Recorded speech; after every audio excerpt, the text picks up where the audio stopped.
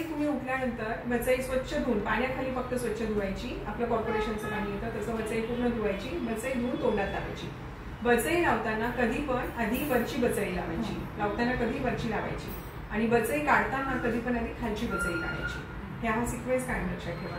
वचई घातल्यानंतर ती पूर्ण दिवस तुमच्या तोंडामध्ये असेल, सुरुवातीचे 8 दिवस. पण तुम्ही सुरुवातीचे 8 दिवस याच्यावर जेवणार नाही. जेवताना वचई काढून ठेवा पाण्यामध्ये, तेवढ्यापुरतीच काढा. जेवण झालं की लगेच घाला.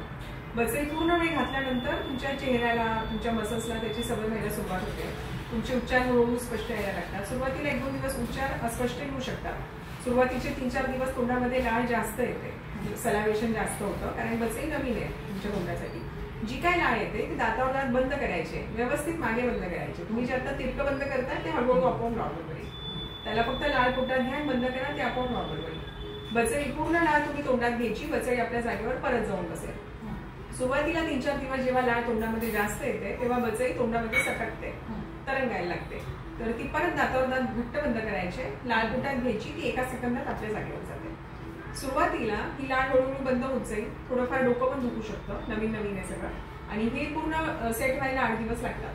8 दिवसांमध्ये वचई तुम्हाला कुठेही टोचली नाही, काही त्रास नाहीये, की 8 दिवसानंतर ह्याच्यावर जेवण चालू करायचं. जेवण चालू करताना कधी पण याच्यावर तुम्ही दात नसताना जे काही खात होता, तुमच्या तोंडात दात नव्हते ना या 2-3 आठवडे, तुम्ही जे काही खात होता दात नसताना तेच वचई घालून खायचं.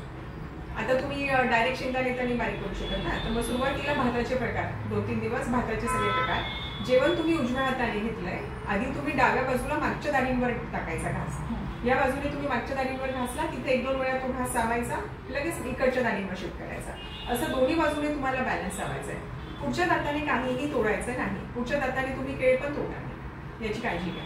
दोन्ही बाजूने मागच्या बाजूने बॅलन्स जेवायला सुरुवात करायची. तुम्हाला भाताचे प्रकार जवायला लागले की मग पोळी किंवा भाकरी कुस्करून, पातळ भाजीमध्ये ती कुस्करून मऊ करून ती पण तशीच मागच्या दोन्ही बाजूने चावायची.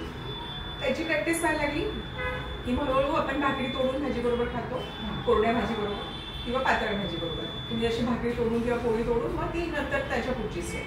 हे पण हळूहळू जमायला लागलं की मग तुम्ही भिजवलेले शेंगदाणे, भिजवलेले बदाम हे खाऊ शकता. ऍपल खाताय, बाहेरचा छिलका काढून ऍपल खा. तर हे असं हळूहळू एक स्टेप पुढे जायचं. तुम्ही डायरेक्ट शेंगदाण्यावर जंप माराल तर काही सुधारणार नाही. सुरुवातीला वचईच्या खाली अन्नकण जाणार, अन्नकण जाऊन तिथे अडकणार.